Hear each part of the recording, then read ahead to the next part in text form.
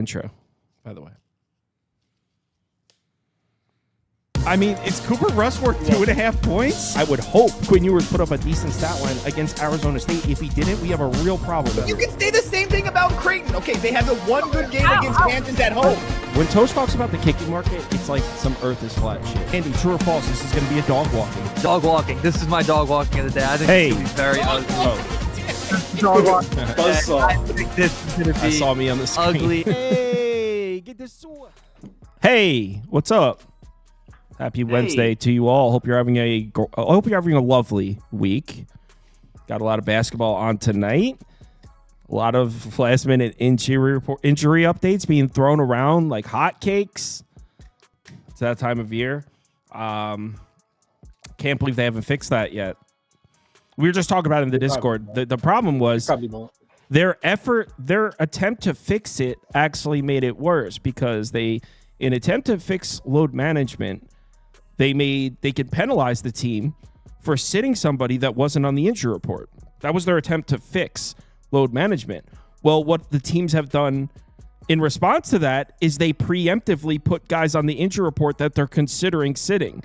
So the result of that is we have all these people listed as questionable, some of which aren't even going to sit. But they'll put them on, okay, in case we want to load management, this guy will put him on as questionable. So their attempt to fix it didn't work. It actually kind of made it worse. Fired on them. Yeah, it kind of made it worse because now it's just questionables everywhere. So yeah, I mean, I'm sure they will fix it at some point or do something. I think the easy fix should be if someone's sitting, because I've said this before. I get that it's not smart to play your best players 82 games. That mathematically that decreases your chance of winning the championship. Completely get that. Makes total sense. Probably makes sense to play your best players about 65 games throughout the season. That's the best chance to win the championship. Completely get it. I'm on board with that. Teams want to win. I get it. But why not just make it, if someone's sitting, you have to let everyone know within 36 hours. Like right now, we should be getting reports for tomorrow night's game of who is out. It's the last minute thing that I think pisses the most people off. I think a lot of people would be less pissed about load management if it wasn't so sudden and unexpected. Just my 2 cents. But hey, how are you guys doing? I'm doing well. Doing well? Excited Good too. Excited for the show. Excited. Cannot wait. First game up. I got a bet. I was hoping one of Embiid or Caleb Martin would play. Neither are playing. I'm on the Sixers here. I have the Sixers at +7. It then dropped down to +6 last night. I was feeling pretty good. This morning, not only Embiid announced out, but Caleb Martin as well. And I was kind of expecting to get one of those two guys. But we still got question marks here. Maxey and Paul George are both listed on the report. Now, I talked about this last night on the midnight stream. I think, did I put NBA second? Shit. In the graphics, whatever. I think Maxey and Paul George are going to play because they were both on track to play yesterday. Paul George was downgraded last minute to out. Maxey participated in shoot around, it didn't play. So I thought, hey, they play the Thunder at home. Why don't, if I'm the Sixers, my team's a little banged up, why not just punt on this game and take the game tomorrow night in front of our home fans against their rival, the Knicks? So I thought, logic told me Maxey and Paul George almost played last night, last minute sat, that they'd be out there tonight and we would get the Sixers' best fastball. Like I said, I kind of hope to get one of Caleb Martin or Joel Embiid out there. There was a chance both were going to play.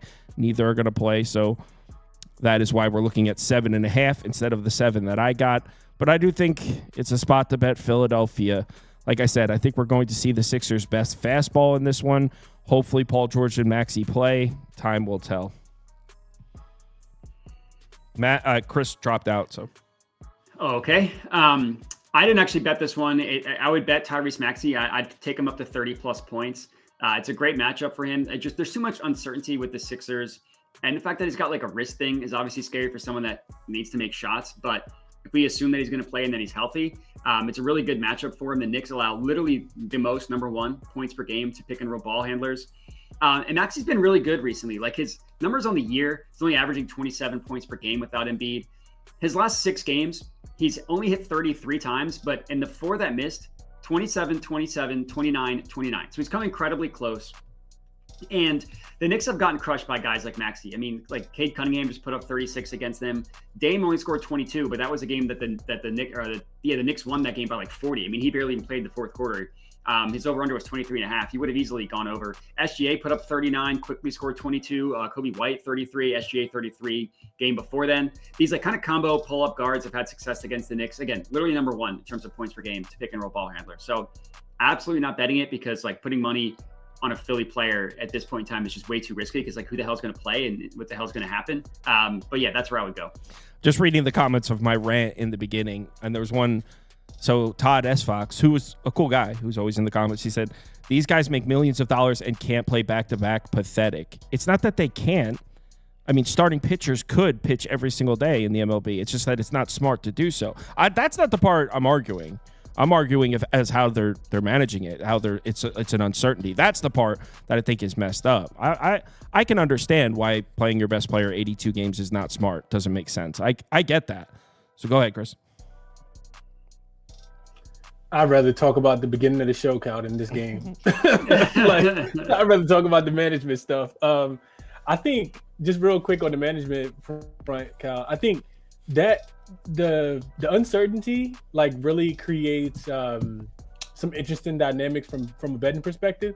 Like I think it makes the sports books even more money. Not like they're not already like super famously wealthy and all that good stuff, but it's just the idea that like certain people are very impatient, so they can't wait till they get all of the information to digest it and be like, oh, okay, now that I know I got the whole, like all the pieces to the puzzle, this is the bet that I'm going to place. Some people just wake up in the morning, the night before, they think they're getting CLV. CLV is like dead in the NBA nowadays, unless you like, you know what I mean? Like, well, because it's terrible. The closing line is not a reflection of the market. It's a reflection of all the injury updates that have happened in the last 24 hours, which means it would make CLV irrelevant in those instances. Yes. Super irrelevant. Yeah, and those are my thoughts on this game.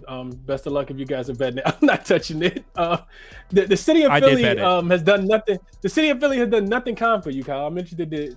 Well, not interested, but I'm quite appalled that you are, trusting this team. Well, you're not going to get any arguments from me there. It's a filthy place with a filthy people. So, with the likes of Modi, produce the likes of Modi. I mean, that's your best argument against Philly right there. Yeah. The guy all the way to the right of the screen is a product of Philadelphia. Just let that sink in. In all seriousness, we still don't know if Cat's going to play, right? He's still listed as questionable with their hand injury. And so is Jericho Sims. So the Knicks might be coming into this one missing both of their healthy bigs. So all kinds of shit going on here. I'm on the Sixers +7 next game. I hope you cash, guy. I'll sit on the sideline root for you. Boston, Toronto. Talked about this one last night on the midnight stream. Let me see where the line is now. Last night I said I liked Toronto team total under. Looks like it's still around the same 106.5, 107.5. You can get a 107.5 minus 114 on FanDuel. It looks like that would be my favorite bet in this game. I didn't place that. Let me just refresh the page to make sure that hasn't moved. Yeah, 107 and under 107.5 at minus 115 would be my favorite bet of this one. That I didn't place it. Simple reasoning. I mean, Toronto against Boston. Not only have the Raptors been slowing the pace down a little bit, by no means would I ever say Toronto's going to be a slow-paced team. That's not what they do. But if you look at their last 5 games, their last 10 games, the pace is slowing a bit. There's no Quickly. He's a guy that turns up the pace for them. He's a guy that shoots a lot of threes. He tends to be the type of player that points towards an over and points being scored for both sides. So no Quickly, pace slowing a little bit against Boston, who runs an incredibly slow pace, one of the slowest paced teams in the NBA. Boston, an elite defense, an elite rim protecting defense. Not sure where the points are coming from here for the Raps, but I didn't actually bet this one because Boston has a tendency to just fuck around with these shitty games. And I swear, it feels like Boston in these games are just down. They're just down to come into this one like, let's just have a 3-point shootout. We'll win. Where it's like the score just runs up because Boston's just kind of playing around. I don't want to say playing around like they're not trying, but they're just like, let's just shoot a bunch of threes. They can't stop it. I mean, we'll give up some points, but they can't keep up. We don't always see Boston's best fastball in terms of defensive effort. So that's why I didn't bet this one, because I don't know what to expect on that front. But if Boston wants to, they could hold the Raptors to under 100 points. So what do you guys think? I'll go. Let me go. I'll be real quick about it, because I agree with everything Kyle just said. When I was looking into the game, Kyle, only way that I would look. Remember, I think it was New Year's Eve. The Celtics were playing the Raptors. They were coming off that loss. I forgot who the Celtics had just lost to. They beat the Raptors by 51 in the last time that these two teams played. So that also makes me kind of think under. Yeah, like I'm thinking like, all right, if we ever truly believe. Wait, you like Raps team total under or just full game under? So the Raps under, right? The Rap team total under. But just hear me out. Here's my thought process. If we ever believe that there's ever any kind of like, man, you just beat the dog shit out of me, I gotta like at least bring some effort to the next game.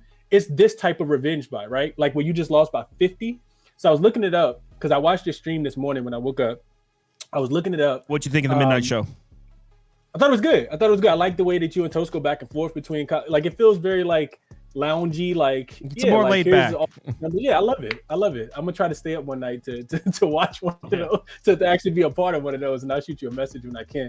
But thinking about this guy, so the revenge factor, right? Not that the Raptors will come out here and win the game. I don't think that that's gonna happen. Boston actually barely beat the Pelicans the other day by 1 point, laying 14.5. But there's something to losing by 30 points and then you're a home dog against the same team, at least 30 points. So I look back into it. Last season, teams that are coming off a loss of 30 points or more, facing that opponent that they lost to, are 15-5 to the under. You look at the Celtics, Kyle, and the thing that's really been different with the Celtics as of late is their 3-point shooting. And you probably saw this in your charts. Worst 3-point shooting team over the last 5 games. Yeah. The worst. It's not like they're going to stop shooting it. Like you said, they're 5th in frequency still, but shooting 27% from the 3-point line. The problem why I didn't get there with the under is that if you ever expect them to bounce back, it's against this defense. The Raptors are allowing teams to shoot 44% from the 3-point line over the last 5 games, by far the highest percentage. So that kind of led me to maybe Boston can cover this game, but I didn't play it. Just kind of adding some stuff onto what you said. Still lean towards the under. Raptors defense is not that great though, so I couldn't quite get there with that. Celtics could hit 25 threes tonight. Yeah, exactly. I mean, if there's ever a spot for the Celtics 3-point shooting to snap back into form, it would be against this terrible perimeter defense. Bodai? Yeah, I got 2 in this one. I'm curious what you think, Kyle, as the rebound expert of the show. They're both rebound props. It was Scotty Barnes, so I took him over 8.5. Right now, you can get that at plus 118 at FanDuel, and I put a half unit on 10 plus as well, which you can get at plus 190 on Bet365. So Scotty Barnes typically is the best rebounder on the Raptors off of missed 3-pointers. Even if the Celtics shoot amazing from 3, like they're still going to probably miss more than they take. That's just how the math works out. And last time he played the Celtics, as you guys mentioned, they won by 54. He had 13 rebounds in that game. I'm not sure the Celtics even missed more than 13 shots. He basically just collected every rebound of every miss that they had. Still, like 13 rebounds in a game they lost by 54 is crazy. According to Props Madness, only 3 guys similar to Barnes have. They only have 3 guys with this profile that have played the Celtics this year. But mostly guys that you kind of think of the way they rebound off 3-pointers, stuff like that. Russell Westbrook, Scotty Barnes is one of them, and then Josh Giddey. All 3 of them have hit their rebound prop by an average of almost 4 above what their over-under was priced at. Russell Westbrook had 9. His over-under was 5.5. Now, Jokic missed that game, but still, 9 over-under was 5.5. Scotty Barnes, I just mentioned, his over-under was 7.5. He had 13. And Josh Giddey had 8, over-under of 5.5. So it's just a play based on the shot profile, the shot diet of the Celtics, who bombed 3-pointers. And then the next one, I also took a rebound prop. I took Tatum. I took him 10-plus rebounds. I got that at plus 130. You can, same exact price, plus 130 DraftKings. You can still get it right now. This is less of a play on the matchup. It's just more of a play with the Celtics being fully healthy. Like when they have their top 5 guys, Tatum, Brown, Porzingis, White, Holiday, Jason Tatum has hit 10 or more rebounds in 8 of 9 games, averaging almost 12 rebounds per game. And the logic of it makes sense. Like when they have all their guys healthy, he doesn't need to guard the best defender or even their best player on offense, which he normally doesn't do anyways, but he definitely doesn't need to exert any energy on defense. He could just kind of play off ball, kind of like what the Bucks do with Giannis, free safety type. And then when the shot goes up, he's not boxing anybody out. He can go for the rebound. So it's like I said, 8 of 9 games where all 5 guys are healthy. And then the one game he missed, he had 9 rebounds. So he just went under with the hook. And if we add Al Horford, he's done that in 6 of 6 games, again, averaging 12 rebounds per game. So Scotty Barnes is a play on the matchup. Tatum is just a play with all their guys healthy. All right. Let's move on to the next one. Couple of rebound props there. What do we got next? Dallas, New Orleans. I mean, injuries here. I thought Kyrie was coming back. That is not going to happen. He's been downgraded to doubtful. Still no Luka Doncic, no Derek Lively, no Zion on the Pelicans side. I got nothing here, but I believe both Prop Beaver and Modi have. I don't know if you have the same props, but you have the same. You both bet on the same guy. We certainly don't have the same nickname for him. I'll tell you that. Yeah, what was Modi's nickname for Gafford? Yeah, what was it, Prop Beaver? What'd I say? You called him Gaddy, I believe that Yep. was. What was that, Gaddy? I called him the Gaffy Taffy. You called him Gaddy. And Yep. Would you describe that as? It's like Daddy, but Gaddy, because his name's Gafford. Okay. So that's what he's going to be for, I guess, both of us tonight. All right. All right. I mean, if he wants to be Gaddy tonight, he could be Gaddy for us. I'll be, I guess, a good host. Would you like to explain why we're riding with Gaddy tonight? Well, are you on rebounds? No. Wait, you're on his rebounds? Yeah. What? Okay. So- All right. I'm on his points. All right. I guess. I just saw Gafford, and I know you were talking about Gafford. I didn't look at the actual props to whether they matched. All right. Yeah, I'm on his points, but let's hear his rebounds. Let's hear why. Well, sounds like the people could just do points plus rebounds and back both of us. But anyways, so no Luka, no Derek Lively in this game. It's only 3 games, so it's a small sample size, and it's over. I got 8+ at plus 100. I think right now it's over 8.5 at plus 110. I don't love that as much. I guess play that for a half unit just to be a little bit safer. Like I said, I got over 7.5. Anyways, he's played 3 games without those 2 guys. He's only hit this number in one of them. He had 9 rebounds. In the other 2 games, 15 rebound chances, 24 rebound chances. Now his conversion rate is pretty low on the year. So it's not atypical for him to not have like a 50% conversion rate, but 24 rebound chances is crazy. Only got 6 of those rebounds. And then again, that was with Luka out and that was with Derek Lively out. It's also a matchup play against the Pelicans. The Pelicans gave up the most rebounds to centers on the year, gave up the most rebounds to centers over the last 30 days. You go through their center props against them. Vooch last night, 15. The game before that, Kristaps Porzingis, 11. His over-under was 7.5. Game before that, DeAndre Ayton, over-under 11.5, 13 rebounds. Game before that, Rudy Gobert, over-under 11.5, 14 rebounds. Alex Sarr had 11, over-under of 6.5. You just go through the line. That's just the last 5 centers. And I haven't even gotten to one that missed yet, which was Valanciunas, who had 7. His over-under was 8.5. The game before that, he had 10, over-under 8.5. So the Pelicans are just going to be getting smoked by center rebound props all year. Gafford is going to be the only one. He's played 27 minutes in all 3 games that all those guys missed as well. So you know he's going to be on the floor. He's actually played 28 minutes in all 3 of those games. So yeah, Gafford rebounds. I liked it a lot better at 7.5 at plus 100, but I would still probably take the over 8.5 at plus 110. Again, just play that for a half unit. The comments roasting Modi for the Gaddy thing was not bad. I can't believe that. I don't believe that for a second. So Prop Beaver, who, first of all, thank you for not writing Gaddy on the screen.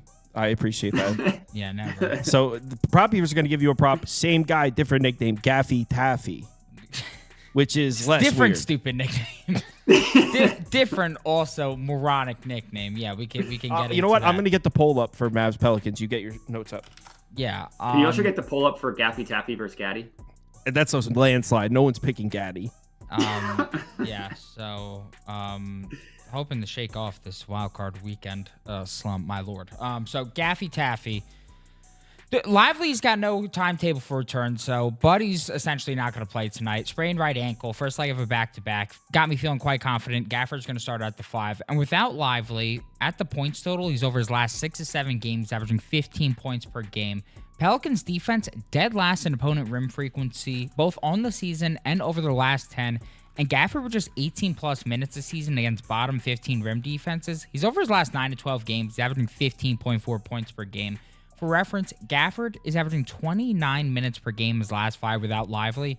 If we go back to last season, basically all these games with the Mavericks, with 24 plus minutes, Gafford's been a road demon, 15-4 to the over, averaging 14.7, majority of those as a Mav. We have seen a bit of kind of up and downs in terms of centers cashing their points overs against the Pelicans, but last 3 centers to face them cashed their over, and I see no reason why Gafford doesn't cash it against them here. I mean, he only had 11 against them earlier this season, but that was on lower minutes than I expect for him here, so all steam ahead on Gafford for me. He's been treating me pretty well every time I backed him as a Maverick. As a Wizard, my God, he sucked, but as a Maverick, he's been pretty good to us. All right, so they both have bets on Daniel Gafford, and I put the poll up to see what the better nickname is, and there are votes coming in on Gaddy. That's what we like to see. And somehow there are votes. See, you got a cool audience, Kyle. That's really what that comes down to. You're brainwashing my audience, man. I'm going to hit end poll, and the final result is 55% say Gaffy Taffy is the better nickname. Next I'll run it on my own Twitter. Next game, nobody wants to talk about the Mavs Pelicans. Oh, yeah. I mean, you run that poll over on the Modi crowd. Sure, you'll get different results. Chris, did you have anything to say in this one? I know your name says Modi. No, absolutely not. No idea what to do with the game, Kyle. Like you said, it is a spot, though. I will say spot play is Dallas. Like, it is a Dallas spot, especially coming off the absolute beatdown last night that the Denver Nuggets went in there and put on them. I know it's second leg of back-to-back for both teams, but you got the Pelicans coming off a win as a favorite. I'm sorry, Pelicans coming off a win as a dog. Dallas coming off like I said, a shellacking last night. And for the Pelicans, first game back home after, what has this been, like a 3-game road trip, I think it is. Also, major fatigue spot, 3rd and 4th, 4th and 6th, 7th and 11 nights, 6 and 9 nights as well. So it is a major fatigue spot here for the Pelicans, especially without Zion. But I'm not playing it because I wanted Lively in and I wanted Kyrie in too. And it looked like but you don't have Lively, but you have Gafford. Yeah, you don't trust the Taff man, trusting the protecting Taff. Taff? Not by itself. Wow. Nah, Dallas is what what are they, like 3-7 against the spread in their last 10 games? I'll pass.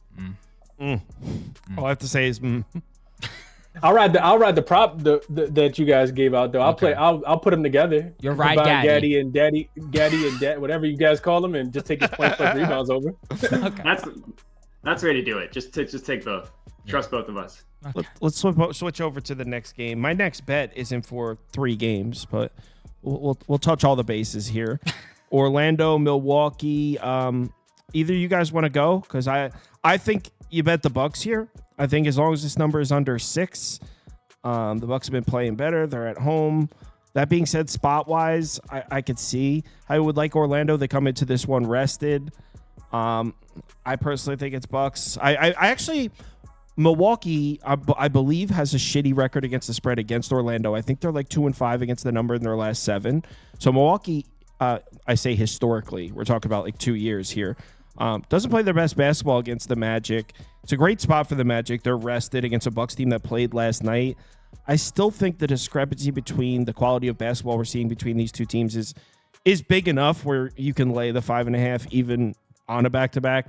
I'm not doing it, so I'll let these guys talk, but put a gun to my head and force me to place a wager, I'd probably lay the 5.5 with the Bucks.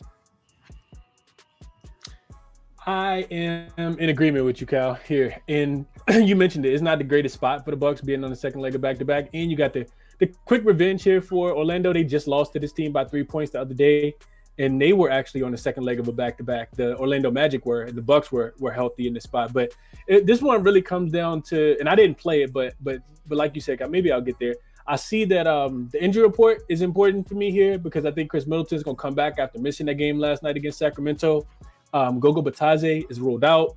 Jalen Suggs is also out. Gary Harris is out. No Franz, of course. And you got KCP listed as questionable here. One of the things that I looked into after the game last night, because you got a Bucks team that's been, even though they have a winning record, they've been extremely inconsistent.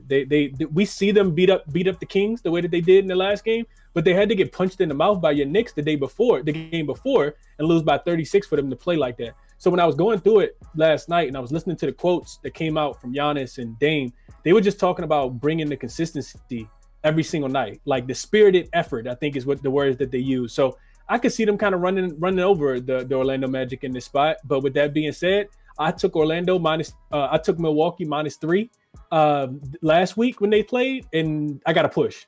because Milwaukee doesn't play with that spirit of effort, and that scares me a little bit. They also 1-5 on the second leg of back-to-back games so far. So I stayed away from the game, but I do feel like it's a matchup for Milwaukee that they can absolutely take advantage, especially without Gogo Batadze down there. It feels like the Orlando Magic probably punching a little bit above their weight class here with a healthy Milwaukee Bucks team. As far as the viewers, looks like a lot of people are taking the Magic here. We're polling at 56% to 37% Orlando. I'm seeing some people in the comments are taking Magic. Weskers says Magic money line or nothing. Zamora, Magic plus the points. Selman, Bulls are a lock. We didn't get there yet, but preemptive strike here from Selman.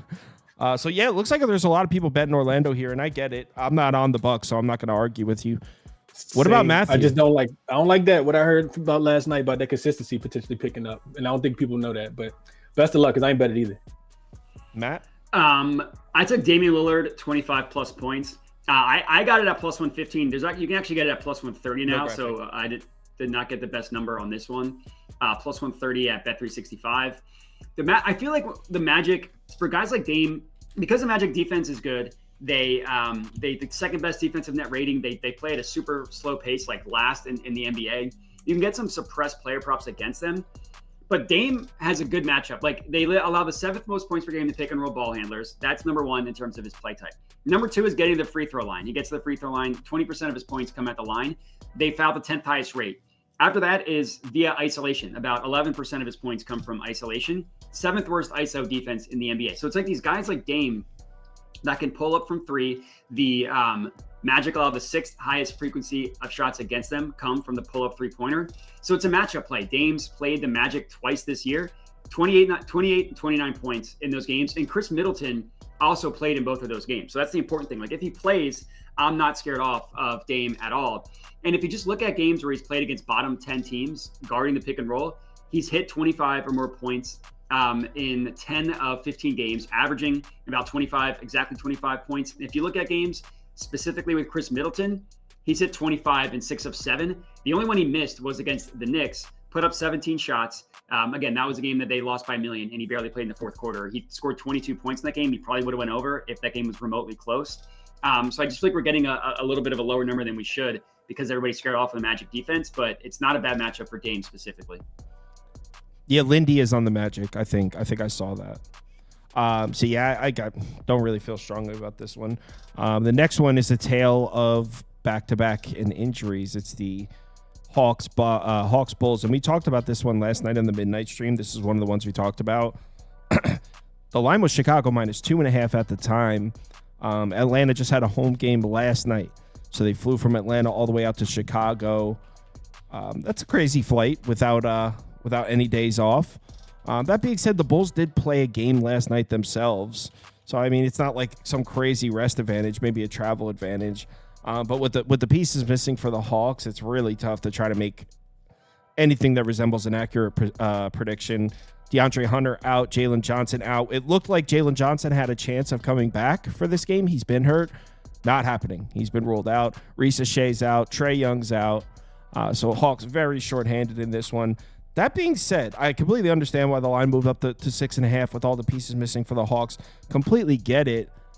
But now we're in the area of laying 6.5 points with the Bulls. It doesn't look like Lonzo Ball's going to play, right? He's questionable. Dosunmu's questionable. Kobe White's questionable. That's, I mean, if those 3 guys don't play, and honestly, Kobe White was questionable last night and played. So leads me to believe there's a realistic chance Kobe White doesn't play. Like I said, I don't know. I don't think Lonzo Ball is going to play on the back-to-back. The Bulls might be very thin here in the front court. I don't know. I think the pendulum swung a little far here. Last night I was saying I was considering placing a Bulls bet. I wish I did, obviously, because it was at 2.5 at the time. But I think it swung a little too far. I'm not going to take the Hawks, but at this number, I would probably look towards the Hawks just because I feel like the market's over-adjusted itself in a serious way. But you don't even have to put Hawks up for me because I'm not going to bet this crazy-ass game. Matt, Chris? Yeah, I have a lean. I liked Trae Young assists. He got ruled out, so the natural pivot would be Dyson Daniels. Played 2 games this year without Trae, 7 assists, 6 assists. His over-under is either super juiced 5.5 or plus money over 6.5. Anybody that knows me knows I'm taking that plus money for 6.5. 13 and 12 potential assists. The Bulls allow the most assists per game to point guards. Yeah, I mean, I'm not going to bet it because there's just like you said, Johnson's out, DeAndre Hunter's out. It's the whole team. So it's in Reese's shade. It's like impossible to know what this team's going to look like. So I'd rather put my money elsewhere. What about Chris? Not going to waste people time on this game, Cal. I'm officially done with Bulls games. So so probably if you could create me a graphic and say 1-800-GAMBLER game or like Bulls no bet list or something like that, it would be greatly appreciated. Every single time I bet the Bulls, they do the opposite. I bet over, they go under. I fade them, they cover. I try to play on them, they lose. So yeah, I'm not betting Bulls games. I was on that over last night, Cal. Got the best number. They shoot 28% from the 3-point line. The Pelicans shoot 14 for 50 from the 3-point line. And the total goes under by 2 points. So, yeah, no more Bulls for me probably until like maybe you're on a Bulls free diet? No Bulls free diet. No Bulls for me. Not at all. Someone said, stop overthinking it. Bulls money line. It's minus 255, man. I would argue biting money. There are some teams that don't overthink it. I'm not necessarily sure the Bulls are in the don't overthink it category. Like if you're trying to like fade as a minus 255, minus 255 money line, no way with the Bulls. All right, don't overthink it. Chiefs money line. Well, probably this week, yeah. Memphis, San Antonio. I have a bet in this game. There's no graphic in there though. You could probably get. If I had to guess, it's at 221.5 now. Let me check. No. What?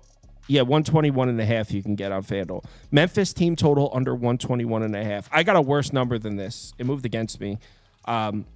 So I like Spurs might be equipped to give Memphis offense some problems in this one. First of all, we know the Spurs are an elite interior defensive team.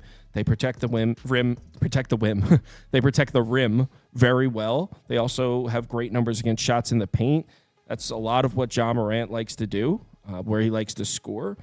This Memphis Grizzlies team hasn't been the best three-point shooting team. They're not really the best offense to take advantage of where the Spurs are weak. Memphis loves to push the tempo, right? Get out in the fast break. Spurs, top 10 in the NBA in terms of frequency against the fast break. They don't really let their opponents get out and run on them like that.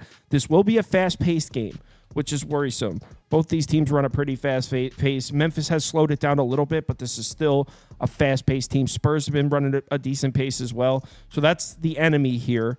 I'm betting a team total under in a game that should be fast-paced. I get it. But like I said, the Spurs, I think, are equipped to give the Memphis offense some problems. Also, Memphis has failed to get above 120 points in 6 of their last 8 games. So, I mean, they're not really flying over this total like that. I like the Spurs to play some defense. I thought about taking the Spurs at plus 3.5 last night. I don't know how much I trust the Spurs offense. It's pretty inconsistent, and I couldn't get there with the Spurs offensively, but I do think we'll see a great effort. Spurs have dropped, I think, 3 in a row now, too. So back home, I expect to see. It just beat the Lakers. They dropped 3 in a row before that. Yeah. Yeah. So they had dropped 3 in a row before the Lakers game. I expect to see some good defense out of the Spurs. This is kind of not a lot of people are going to like this one, but yeah, that's the bet I placed.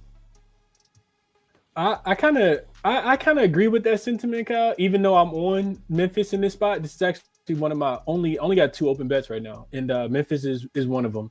I was looking into everything that you talked about. Memphis loves to get downhill. We know that, Victor Wembanyama's down there, and like you mentioned it, I think San Antonio is number 2 in opponent rim accuracy on the full season, number 1 last 5 games. I just feel like with a super high total like this, San Antonio, I'm not sure if they're gonna be able to keep up. Like, I really don't think so. I know Memphis's defense hasn't been great recently, but there's a couple different things that really stuck out to me. The first thing was Memphis off a loss. They're 12-2 against the spread when they're coming off 11-3 straight up, 12-2 against the spread coming off a loss this season. And they just lost to Houston again, 6-2 straight up, 7-1 against the spread if they're coming off a loss and they're playing against a team with a winning record. And San Antonio is in that realm of winning records nowadays. Average margin of victory is about 10 points. So I think you get a fired up Memphis team.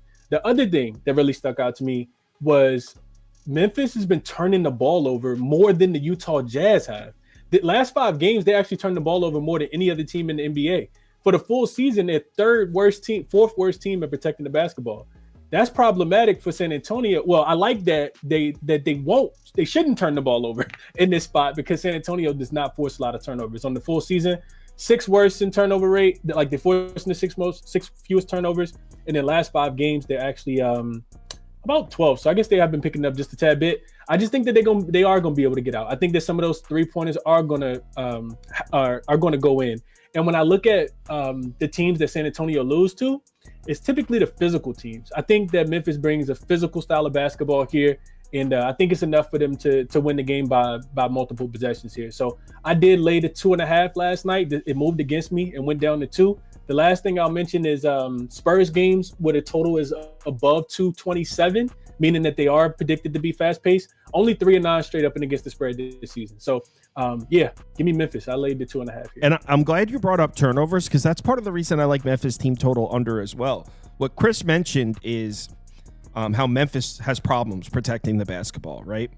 And that, in fact, that's why we see Memphis in a lot of high-scoring games. On offense, they can't protect the ball for shit. They're always turning it over. And on defense, they're one of the best defenses at forcing turnovers. So we're just seeing turnovers left and right. Memphis turn it over, fast break this way. They force a turnover, fast break that way. So that kind of basketball contributes to fast pace. Well, in this one, we said Memphis turns the ball over a lot. Well, the Spurs are one of the worst defenses in the NBA at forcing turnovers. So we shouldn't see Memphis turn the ball over. And conversely, Memphis, one of the best defenses in the NBA forcing turnovers. Spurs, one of the best offenses in the NBA in terms of protecting the ball. So Memphis is usually playing in games where we're seeing 15-plus turnovers on each side. Turnovers should be at a minimum in this one, which should slow it down a little bit. Modai? It's also worth noting real quick before you go, Modai, that these 2 teams do play again on Friday. I think it's in San Antonio again, too. So could just watch the first one, bet the second one, but I'm going to jump on Memphis here. Yeah, I already bet the first one, so too late for that. Modai? Julian Champagnie over 8.5 points. It was minus 110 this morning. It's minus 120 now. I would still take it there. This is just a crazy line. I mean, he's hit this number in 76% of his games. He's averaging about 12 points per game. And for whatever reason, like the number's gone down for him. I get that his minutes are down a little bit. Like he played 17 minutes last game. He shot 1 of 7. He was 0 of 6 from 3, just a bad game. But if you look at games without Jeremy Sohan, who's out, he's averaging about 27 minutes per game. And even though the fact that he's only played 21 minutes in his last 10 games, he's scored 9 or more points in 9 of 10 games. It's just a crazy price. It's not like it's a bad matchup. The Grizzlies, the majority of Champagnie's points come via spot up. The Grizzlies, they're like closer to below average than like a really bad matchup. The one area where they are bad is catch and shoot. They allow the second most catch and shoot shot attempts in general, the second most catch and shoot 3-point attempts. Wemby scores the most on the Spurs via catch and shoot by like a point more than Julian Champagnie. Julian Champagnie scores like a little over 7 points per game off of catch and shoot opportunities. And this is an excellent matchup for a Grizzlies team that struggles to guard the 3-point line. They allow the 5th most points per game via above the break 3-pointers. That's where about half of Julian Champagnie's shot attempts come from, are the above the break 3-pointer. And if you just look at teams that he's played bottom 10 guarding the above the break 3-pointer, he's averaging just under 15 points per game. He scored 9 or more points in 9 of 10 games. And then if you look also without Jeremy Sohan, at 5 of 6. So like only missed 1 time when he's played a team bottom 10 guarding the above the break 3-pointer.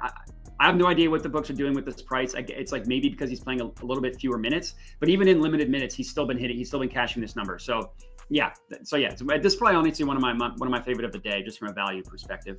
One of your favorite of the day, huh? One of his favorite of the day. Let's move on to the next game. Why don't we what about Jamal Murray unders? I like it. I swear I do. He dropped $1 billion. Dropped $1 billion points last night, right? Now he comes back home, back into the elevation. You know, the returning to Coors Field shit against a really good Rockets defense. Hashtag welcome back to Earth. This is not a bet of mine. I have nothing in this game, so I'm all ears, guys. When I was looking through the stuff last night, Denver game wasn't even over. They were winning comfortably. A lot of people cashed on that Denver last night. Unfortunately, I wasn't one of them, but I know a lot of people in the Discord had told me they had the Nuggets. So a lot of people won with their Denver -3.5 last night.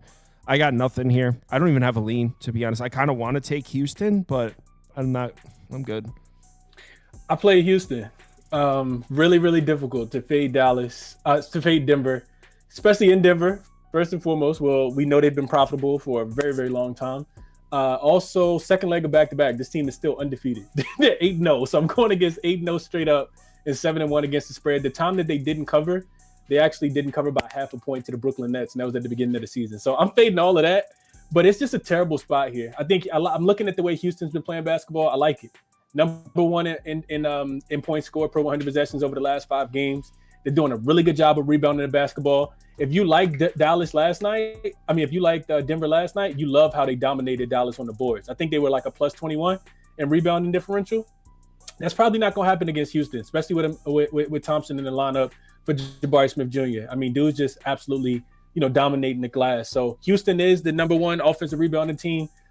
This also just like outside of, looking at the numbers, Houston offense has picked it up just a whole lot. Second in transition points scored per 100 possessions over their last 5 games. And I think that they're going to run Denver in this spot. I do think that they're going to run. Denver is bottom 3 in defending transition points as far as last 5 games go.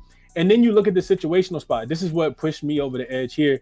You got a Denver team that is not only playing the second leg of a back-to-back with travel from Dallas, but also third game in 4 nights, 4th and 6th, 6th and 9, and 7th and 11 nights for the Houston Rockets. So when I was looking into it, like from a SDQL perspective, teams that are playing the 6th game in 9 nights that are also unrested on the season are 11, 19, and 1 ATS. That's 36.7%.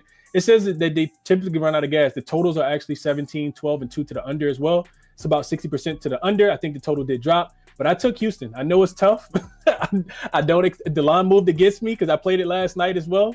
And I woke up this morning and I was like, great job, Chris, working really hard to get some negative CLV. Never worked that hard to get negative CLV. But yeah, I'm riding with the Rockets. Think that they can keep it going here. Also, strength of schedule wise, they played the tougher schedule over the last 5 games, especially with Dallas beating up on the Dallas Mavericks over the last 2 games. With one of them without Kyrie and the next one with, Kyrie first game coming back. So he felt like he had just got off the couch last night. Can you put on the screen that the forecast card likes Jalen Green over 26.5 points and assists? He put a lock emoji next to it. Oh, well, that's how you know he's been killing. Forecast card. The forecast card. Modi? So is that your play? No, it's not. You could put it on for me, but it's him. No, I'm joking. I didn't bet it.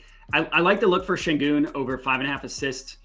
Centers have been getting a lot of assists against the Nuggets. It's kind of like how they decided to play with Jokic. They're just not going to let them kind of bully Jokic, or not bully in terms of like post up, but put him in space and stuff like that. 7 or 8 of the last 11 centers against the Nuggets have hit their assist prop over. Derek Lively 2 games ago just had 8. Zubac hit his over. Wemby hit it. Jared Allen. Sabonis is really the only playmaking big that has gone over, because all these guys are their assist number is 3.5 or lower. And Şengün, you can get the over 5.5 at +105.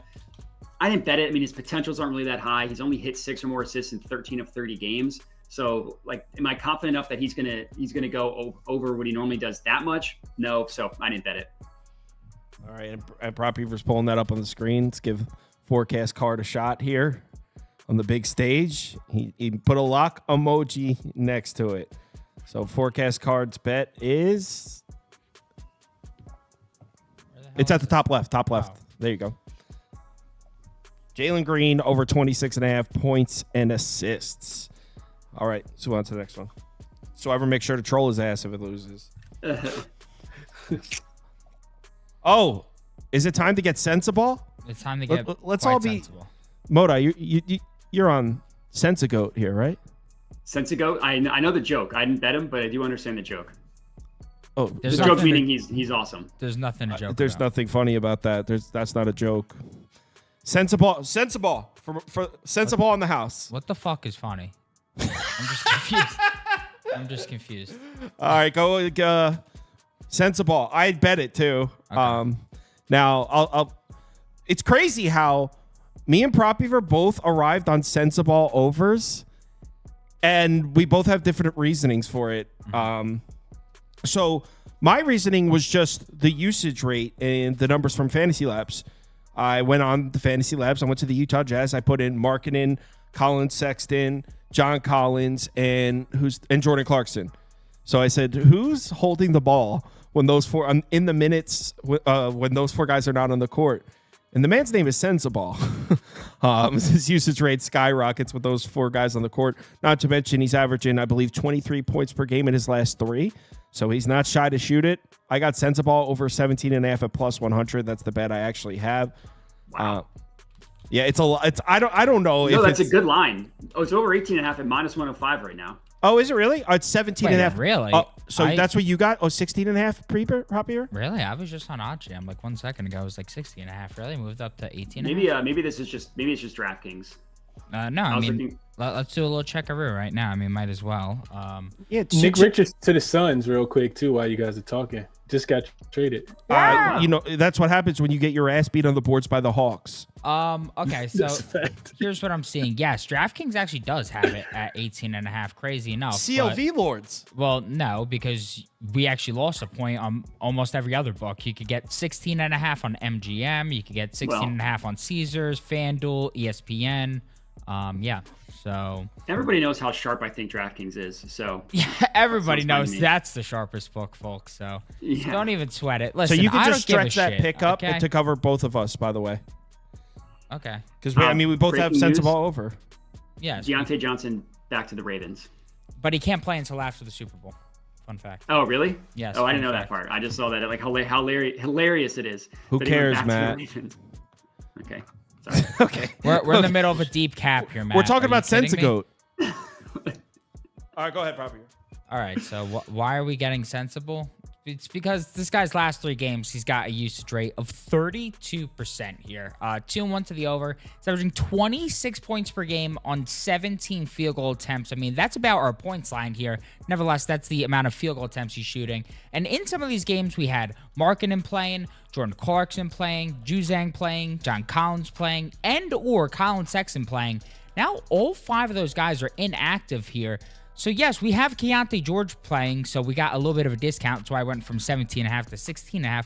But all 5 of those other guys are playing, so I don't really give a shit. Now, you should not be concerned if he comes off the bench here. The coach, Hardy, is a bit of a weirdo. His biggest performances, the 24-point performance, the 30-plus point performance, those both came off the bench. So if you see him come off the bench, let's not be concerned here. Sensabaugh profiles as a 3-point specialist. 58% of his shots come from beyond the arc. And that matches up really nicely here because the Hornets, they funnel shots to the outside at one of the highest rates in the league. And their defense is significantly worse on the road. See, at home, they allow the 11th fewest field goals made from 24 feet plus at the 4th lowest efficiency. But on the road, they're significantly worse. 7th most field goals made from 24 feet plus at the 9th highest efficiency. On top of that, they really can't guard power forwards. I mean, all season, they've really struggled at this. 3rd most points per game, 2nd most 3-pointers made, according to Fantasy Pros. And the Hornets' pace just keeps getting faster and faster with LaMelo healthy. I mean, 23rd on the season, 12th over the last 10 games, 7th over the last 5 games. So if the pace is going to be fast for the Hornets in a spot where they're going to be funneling shots to Sensabaugh on the outside, then I think we just have to take the points over here. I wouldn't mind playing a half unit on the 20-plus either if you're going to get, I believe it was like plus 160 or maybe plus 190 odds. Yeah, really like this one. Possibly Sensabaugh triple-double, Sensabaugh comeback player of the year. Anything else besides shoot the ball? Yeah, I mean, some guys just have that it factor. Sensabaugh. Chris, are you also on Sensabaugh, I'm assuming? I'm not, but I've been watching the Jazz games because I'm just like a basketball nerd, and I don't know. I told you fade him the other day against Brooklyn in the first quarter. I think that was a winner. Well, I don't know if we did it. Wait, hold on. What game against Brooklyn? Yeah, against Brooklyn. The first quarter. Remember we talked about Brooklyn being 9-1 against the spread in the first quarter. Even when they are trash, they're typically getting too many points. Wait, hold on. I don't get your point because Sensabaugh had 16 points in that game. Well, I don't have a point about Sensabaugh specifically. I'm just saying that I've been watching them, and I would agree, man. What you just said was at the beginning of the handicap. You just said that what I interpreted was when the lights are off and the Utah Jazz have sent all of the starting rotation home, and all the reserves get to come in the gym. Sensabaugh goes crazy, and that's what's probably going to happen in this game. He's going to have ample opportunity. So there's no way I would bet against him in this spot. I just didn't bet on him. I really wanted to get there with Charlotte, but can't lay as many points with Charlotte, even though they are in a really nice spot. Nah. So you would consider yourself pro Sensabaugh? Absolutely, yeah. I wouldn't bet against him. Yeah, yeah, absolutely. What You can't bet against the GOAT. I did not take Sensabaugh. All my official bets are on the game, so everything after here is just a lean, just so that people know. It's Walker Kessler rebounds. I mean, he's been awesome from a rebounding perspective recently. 12.5. You can get it plus 105 at DraftKings, plus 104 at Caesars. He's had 13 or more rebounds in 7 of his last 10 games. And it's a good matchup against the Hornets. The Hornets having leaky, giving up rebounds to centers. 10 of the last 15 have hit their over.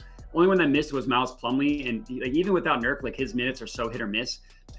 Prior to that, 6 straight centers had hit their rebound prop over. Jared Allen had 11, over under 9.5. Isaiah Stewart had 7, over under 5.5. Duran in the same game had 14. Vooch had 13. Hartenstein had 12. Hartenstein had 15. Valanciunas had 12. So it's just a high number that made me a little bit queasy, but it's a good matchup, and the hit rate, like I said, 7 of the last 10. Yeah, Kessler might get that, especially with Sensabaugh on the court. I think the presence of Sensabaugh will uplift him. Yeah, he's just the type of guy, his positivity and his talent radiates to his teammates. Let's move on to the next game. Yep. Mm-hmm. Yep. I would like to see Kessler's rebound numbers on-off splits with Sensabaugh on and off the court. Precisely. His rebound rate probably skyrockets. Nick Richards not there either, but I know this is about Sensabaugh, but Nick Richards just got traded, so he won't be playing either. Yeah. True. I have a bet in this one. I'm surprised I didn't get more closing line value than I did, if I'm being honest. You pretty much kind of get the same number now. I thought for sure this was a great look. I mean, it might be. I was just surprised that let's see. I'm just going to refresh the page to see where it's sitting right now. No, that's NFL. NBA team totals. Where is it? No, you can still get the same exact thing. Golden State team total under 105.5. Do we have any update on Draymond Green? I think he's still questionable. Okay. Still questionable, yeah. So this is first of all, Minnesota's played back-to-back fast-paced games. So if you look at their pace in the last 5, it looks like they're speeding up. But it's because they played back-to-back games against the Wizards and the Grizzlies. They played back-to-back games against fast-paced teams. Now that they're back home against another slow-paced team, I expect this game to be at a crawl. Should be a very slow-paced game. Minnesota defensively, we know they can protect the basket, right? They've been playing solid defense on the perimeter as well. Golden State's going to shoot those threes, but Minnesota should be able to contest them at a decent rate. Not to mention Golden State's been ice cold shooting the outside shot. So that's my path to losing this, is if Golden State shoots 46% from 3 in this game. That's how I lose this bet. But that hasn't been happening. In fact, I believe in the last 5 games, they're like 28th in three-point efficiency or something like that. It's bad. So I don't know where the point. In addition to, I expect the pace of the game to be slow. I don't know how Golden State's going to be able to consistently put points on the board throughout the entirety of this game. Now, what I really wanted to take was the under at 215.5. That, if I knew Draymond Green was playing, I probably would take the under. But last night when I was looking at it, it was like Draymond's questionable. I'll just take Golden State team total under. If I knew Draymond was going to play, I would take the under 215.5. Golden State's a defense that puts a lot of pressure on the perimeter, forces their opponents inside to take contested 2-point field goals. Minnesota's happy to do that and attack the rim. But if Draymond's out there, they may struggle to score down there. So I like the under if Draymond plays, but this is the bet I actually have. Rather than trying to wait and play last-minute chicken with the injury report, I just bet Golden State team total under. Chris? Go ahead, Moda. I didn't bet this one. The lean I have was Naz Reid points. It's a good matchup for him. Spot up shooter. Warriors allow the second most points per game to spot up shooters. If you look at games in which he's played against teams that are bottom 10, he's hit that 15 plus points in 60% of his games, 9 of 16. So he's just a little bit too inconsistent for me. So I didn't bet it, but I think that it's a good matchup. So what about Chris? Man, Kyle, This one's very conflicted, man. Like I really feel like Golden State's done. I think we talked about it like 2 weeks ago too. You remember I said like maybe we're just like passing up on that opportunity. Like we should just continue to fade Golden State. I mean, the only win that they have recently came in Detroit the other day. In Detroit, that was last Friday. Detroit was playing back-to-back 5th game in 7 nights. They beat them by 3. Then I told you on Monday that I think it was Monday that I like Golden State, but I didn't think that they were going to cover against Toronto. I said, Cal, I'm going to venture into this little 1-10 win margin. And what do? They lose the game outright to Toronto. I know Minnesota. I know Minnesota is only 4-13 when they're laying points at on the road. The strength of schedule has been, super easy. They're 25th in strength of schedule last 5 games. But like, what is Golden State, man? Like, this is a team that they're a bad team. Yeah, they can't shoot anymore. Buddy Hill shooting like less than 30% from the field. They without Kuminga. They don't have Brendan Brzezinski. Like Draymond is like back and forth. It seems like he's doing more podcast work than on the court, and Steph has knee inflammation. Like, it's a sad time, man. It's really a sad time for somebody who watched the dynasty of the Golden State Warriors. But this team, I think they're cooked. I really think that they're cooked. I really want to lay the points. I didn't do it, but I'm only looking towards Minnesota. And it's double revenge as well. Minnesota lost the last 2 games to this weak team of the Golden State Warriors. So I know they're coming off a loss. They're probably going to be motivated, but that's not enough for me to take the points with them here. Even though Minnesota's 4-13 against the number at home with double revenge, I kind of want to lay the points. We got some people in the comments taking Julius Randle. I saw Julius Randle over points and rebounds. I got a Chris DeRosa says Julius Randle 8+ rebounds at plus 125. Julius Randle props circulating. Next. Here would be my, I'd say, second favorite. Well, I'd say I have 2 favorite bets of the day. First one I'm a little less confident in now that Caleb Martin and Embiid aren't playing. It was the Sixers. This would be my other favorite bet of the day. The problem is the line's gone. I got under 218 last night. I mean, I still like it to stay under. I still think it's a little high at 215. I really don't know. All right. So we look at the Lakers' defensive numbers, right? You look at the last 10 games, and they're like 25th in defensive efficiency or some shit. The Lakers haven't been playing good defense. They've also been playing decent offense. So the Lakers aren't really built to be an under team right now in terms of the offense versus defense. But a couple things. Number one, they run a very slow pace, and so do the Heat. So we should see a slow-paced game here. Number two, the Lakers' defense has an extremely glaring weakness here, and it's transition. They suck defending the fast break. Or like playing a team like the Grizzlies, a team that's going to get out and run. The numbers are terrible for the Lakers. They've been terrible in transition defensively. Well, the Heat are 25th in fast break frequency. The Heat don't get out and run like that. So the Heat, who play a lot of half-court basketball, actually have if they're going to play that style of game, have the capabilities of turning this Lakers defense from bad to okay. If you look at Lakers half-court defense numbers, they're actually 16th in defensive efficiency in the half-court. So this bad Lakers defense actually against this team, I actually think they can play a decent defensive game here. Again, I'm not putting my faith in the Lakers defense, but I don't think it'll be that bad. Not to mention the Heat offense hasn't been all that great either. And then there was one other thing. So one thing does worry me about this matchup, but let me check if there's an update. Bam Adebayo still questionable. Don't like that. If Bam Adebayo is ruled out, I do think the Lakers will be able to score down low on the Heat. I don't like that. We just saw the Heat play the Clippers just a couple of nights back without Bam Adebayo. Want to know what happened in that game? The Clippers had 60 points in the paint. So we just saw the Heat play a game without Bam. Clippers 8 on them down low. So if Bam doesn't play in this one, Lakers, an offense that can get to the rim, to get to the basket and score, they should be able to score on the Heat down low. Here's the thing. In that Clippers game where the Clips had 60 points in the paint on the Heat, the final score was still 108-100. So it's not like it flew over the total. It was still a low-scoring game. Obviously, if you're scoring down low, you're counting by 2s and not 3s. So, yeah, I think we're going to see an under. I really like this bet at 218. I think I got it at a great number. So, yeah, I'm on the under in this one. Pass, just so Chris, you can go. I got nothing. I got nothing. No way I'm betting Lakers game. Lakers and Bulls. Make that graphic again, probably for the Lakers as well. Boy, this is a terrible basketball team. I'm actually ashamed that I like them. But yeah, I'm not betting any of that. Take the Heat +5 then. Estat will be fired up. He probably will be, but that'll be the time that the Lakers burn me, and I'll still be looking like an idiot. But to Cal's point, the offense has really struggled.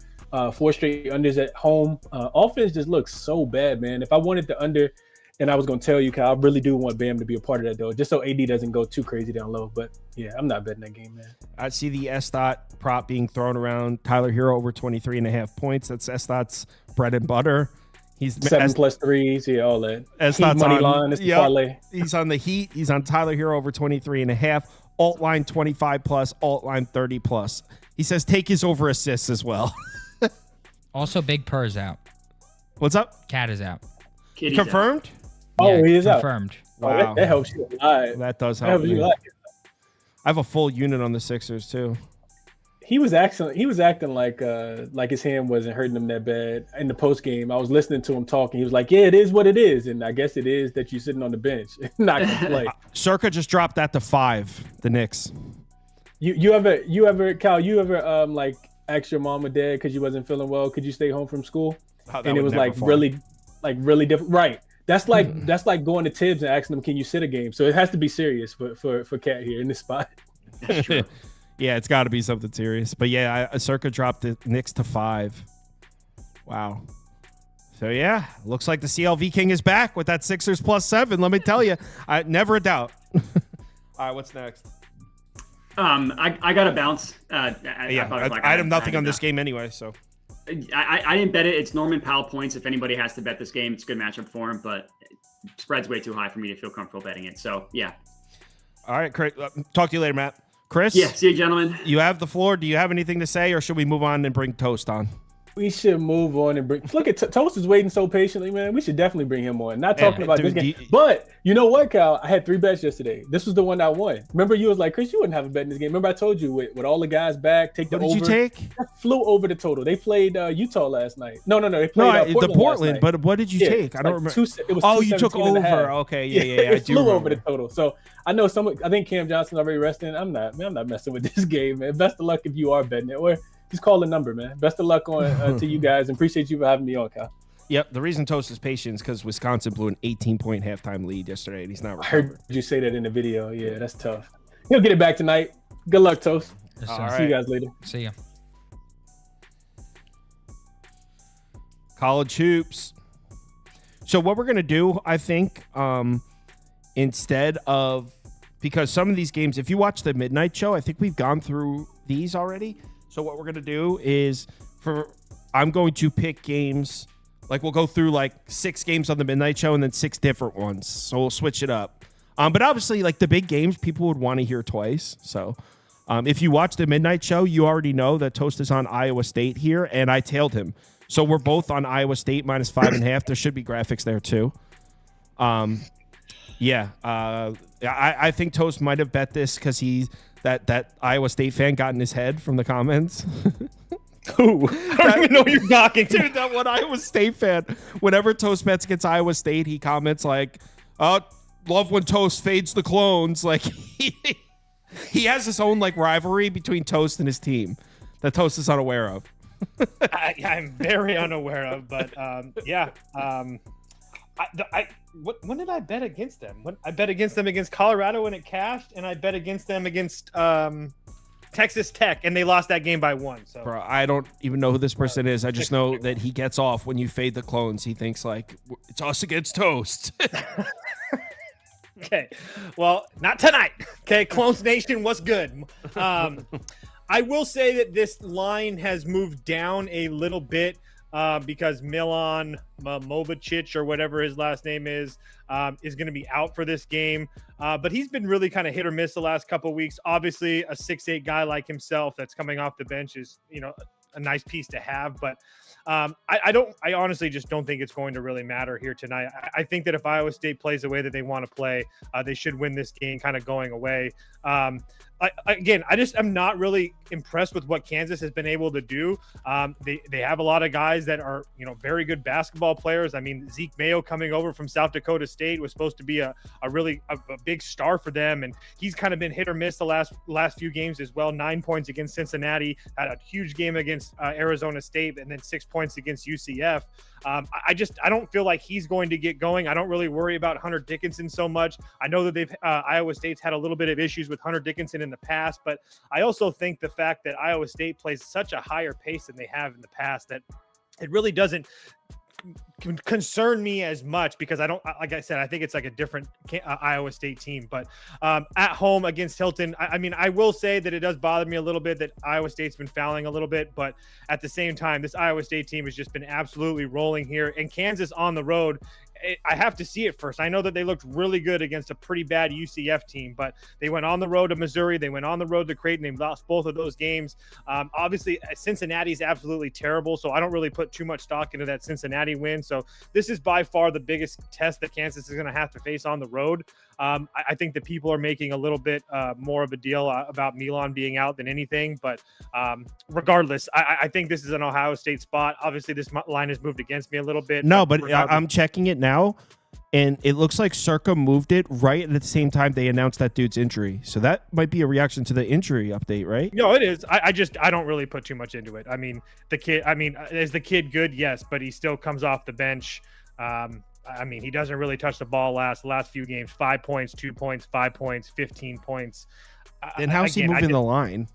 I don't know. I don't really know. He might not be moving the line. That might be coincidental that it moved around the same time. I think it could be a little bit coincidental. I mean, again, Kansas on the road.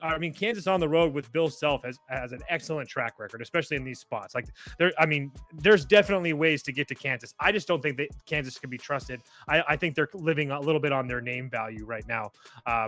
Like I said, I'm just not a fan of what Kansas has had to do. I mean, who's Kansas had to play too? I mean, they have a really good schedule because they've played a looking schedule because of the conference that they play in. But I mean, look at their wins. Tell me a team that impresses you a win. Cincinnati, Arizona State, UCF, Brown, NC State, Furman, Oakland, UNC Wilmington. They beat Duke. Obviously, the Michigan State and North Carolina wins look good early in the year, but I mean, since the end of November, they've only really played one, maybe two teams, Duke and West Virginia, that are like super, super competitive. Obviously, Missouri looks really good after last night, but I don't really know how much to put into that. But I'll take my chances with Iowa State at home in Hilton. Hilton Magic. Let's go. I'm not going to put too much into it. Seems like most of the people watching are on Iowa State here. We're polling at 62%, 31% Iowa State. Vandenbosch says he likes Iowa State a lot.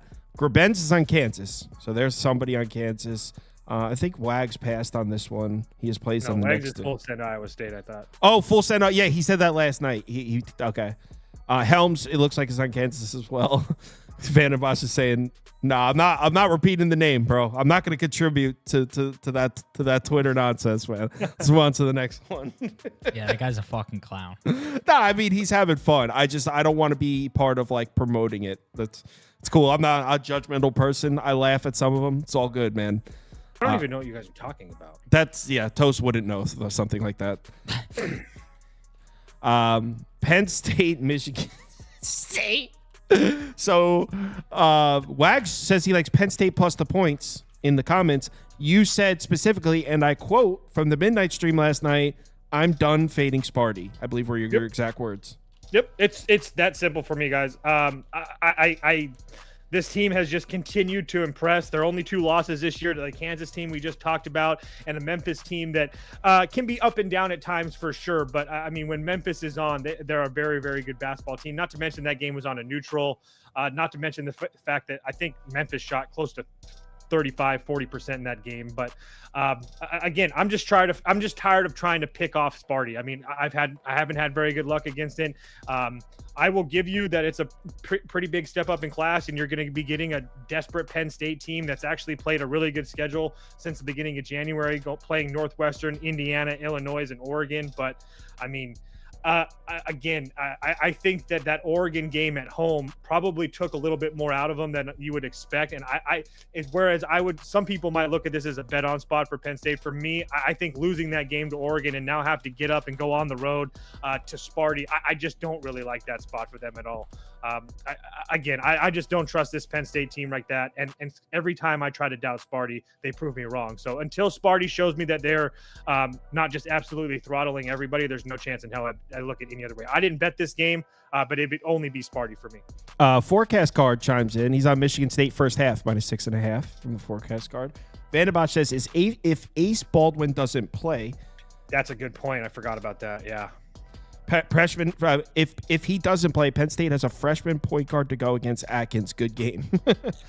And that's pretty much, and that's part of the reason I thank you, Van and Bosch, for mentioning that, because Baldwin didn't play, obviously, their last game against Oregon. And that's another reason that I feel like it's kind of like not a great spot for Penn State, because they kind of much used everything they had against that Oregon game, still lost at home.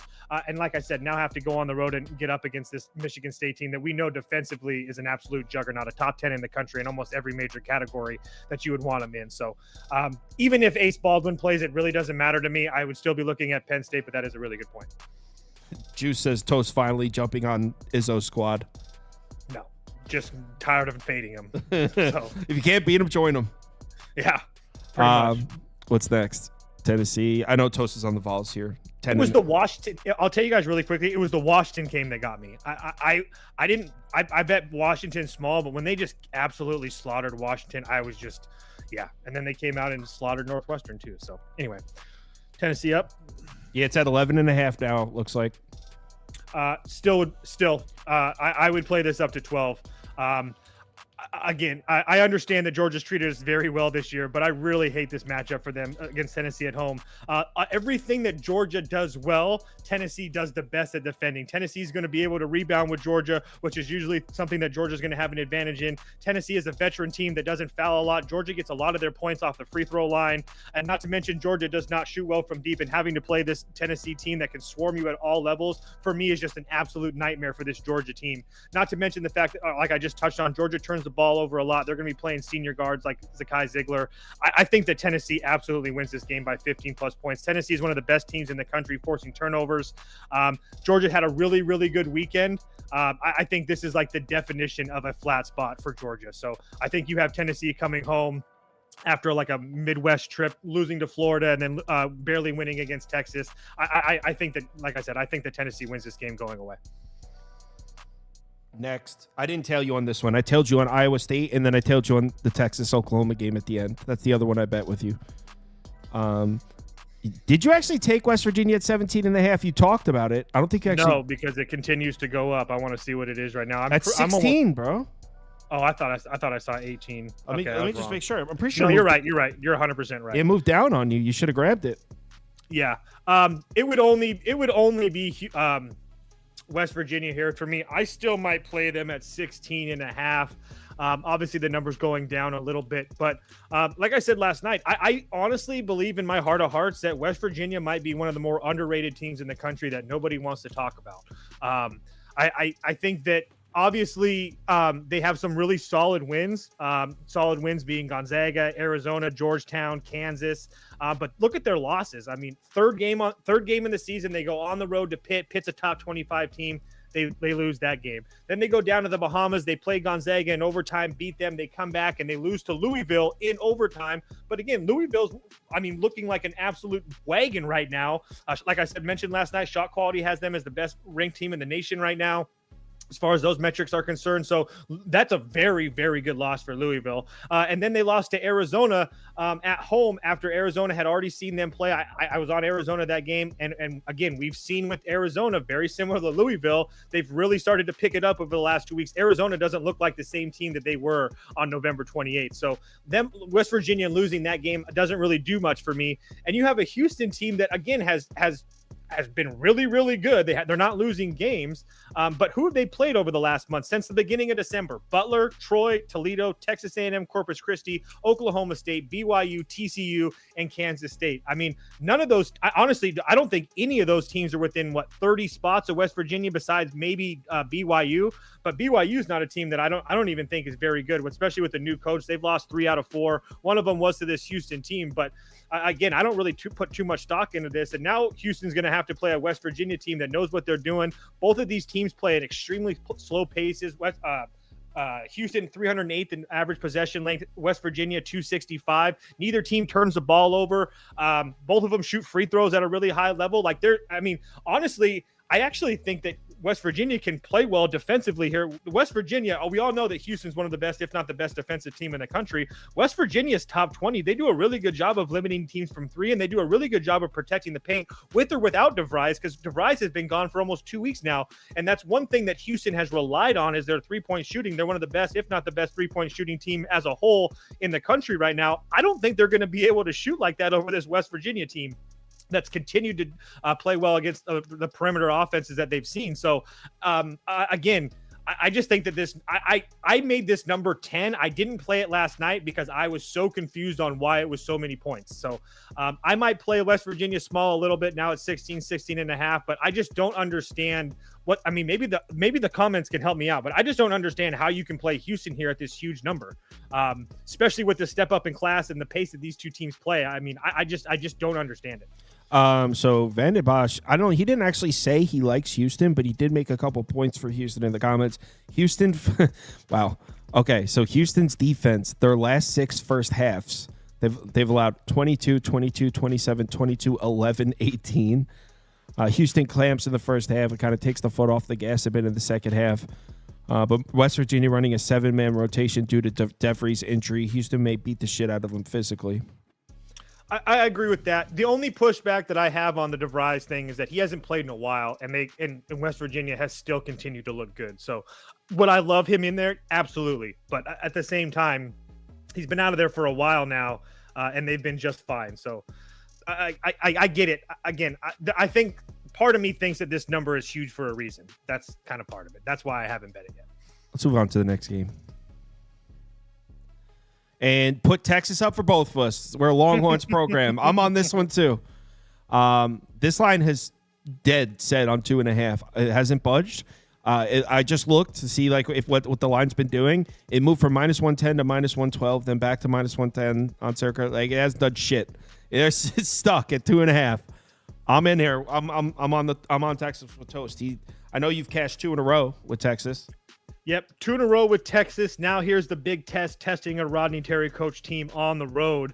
But on the road against Oklahoma, who I don't really trust this basketball team. I think that they played very, very well at the beginning of the year. They played a lot of really, really bad teams. They do have wins against Arizona, Louisville, and Michigan, but those were in November, we just talked about Louisville or Arizona not being the same team. So again, I don't put too much stock into that, because when they've played teams that are actually really good, besides that Michigan game where Michigan was in the lead the whole time, and that was just a really, really weird game. Oklahoma went on a 10-0 run the last part of the game. Regardless, I just don't. And Michigan's one of those teams that's so volatile. They turn the ball over a lot. They shoot a whole bunch of threes. They're either making them or missing them. So again, it's a good win against Michigan. I'm not trying to take that away from Oklahoma, but you can definitely poke holes in it. And they have lost their last 3 to Georgia, Texas A&M, and Alabama, talking about Oklahoma. So I will give you that Texas is a little bit of a step down in class, but at the same time, look at who Texas has. The only teams that Texas have played as well. They've played UConn in the last month, Texas A&M, Auburn, and Tennessee. And the fact that they've played Auburn and Tennessee, and I will give you that both those games were at home. But if you watch that Auburn game, Auburn came out really fast and heavy, and I think they were up 15 points in the first half or something like that, at least double digits or something like that. And then Texas figured out a way, fought back. They lost that game by 5 as 10.5-point dogs. But besides the first 10 minutes, they were kind of in that game. And then they played Tennessee at home, another game that it was a really close game. Tennessee was leading essentially the whole time. Again, Texas kind of came back in the second half. Tennessee kind of pulled away late. But now, now Texas is facing an Oklahoma team that is severely worse. I mean, on both ends of the floor. I mean, Oklahoma's offense at 24 in the country as far as adjusted efficiency. I think that's an absolute joke because of the teams that they've played. I look, this Texas team, I don't really know what to think of them. Arthur Kaluma and Trey Johnson and Jordan Pope are kind of like a who's who of transfers. I mean, Kaluma is a really big name that really hasn't done much for Texas. He's kind of looked lost at times, but Texas matches up with them defensively. Oklahoma gets a lot of their points off the free throw line. Texas is one of the best teams in the country that not putting teams on the free throw line. On the other side of that, Texas won a really good free throw shooting team as well. And Oklahoma doesn't do a very good job of keeping teams off the line. And I also think that Oklahoma is going to struggle inside here because Texas can play down low. And that's one thing that Oklahoma has struggled with. So I think that Texas is going to be able to run with Oklahoma. Oklahoma runs a somewhat decent pace, but I think this is a severe step up in class for this Oklahoma team, regardless of who they're playing at home. I'm not trying to make a case that Texas A&M is better than Texas, but besides that home game against Texas A&M, Oklahoma is playing teams like Prairie View A&M, Central Arkansas, Alcorn State, Georgia Tech, East A&M, or East Texas A&M, Lindenwood, Northwestern State, Stetson. All those are the teams that play at home. So those home numbers and their numbers in general are going to look good. One time for me, Rodney Terry, show me that you know how to coach just one goddamn time. Let's go. Longhorns up. So good news is Van den Bosch is with us. It sounds like Wags is with us. We got some people on our side. Mark says he's leaning toward Texas. There are some people on the Oklahoma side. Weskers is on Oklahoma. TWD's crazy ass is on Oklahoma. And the Juice is on Oklahoma, bro. Really? Why don't you just add Helms to that list so I can just troll every single one of them at the end of this one? Well, Juice did say if Oklahoma doesn't cover this, he'll be back at midnight to face the music. Stand up move. Stand up move. Touche. So yeah, I bet this one. Tailing Toast. Obviously, I haven't been following these teams very closely, but I'm on Texas too. So yeah, we've been on for over an hour and 20. So no community. Want to know how the community parlay lost last night? The one I told you guys was going to lose, the Bulls. I said Pelicans are going to win that. So Bulls cost you guys the community parlay. Thanks everyone for watching. See you all at midnight. Later.